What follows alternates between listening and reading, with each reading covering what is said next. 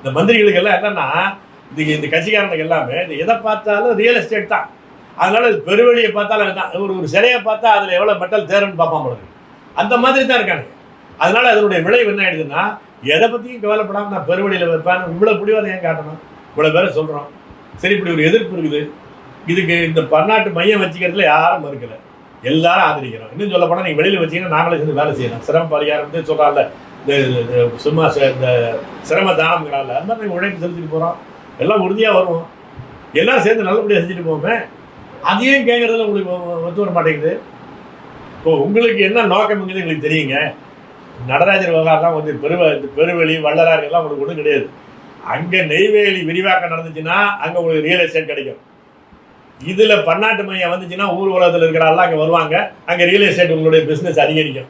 நீங்கள் இந்த real estate பிஸ்னஸினுடைய அந்த மனையினுடைய விலை அதிகரிக்கும். உங்களுடைய உண்மையான நோக்கம் அதுதான். எதையோ பண்ணிட்டு போங்க. ஆனால் அங்கேயும் கை வைக்கிறீங்கன்னு கேட்குறேன்.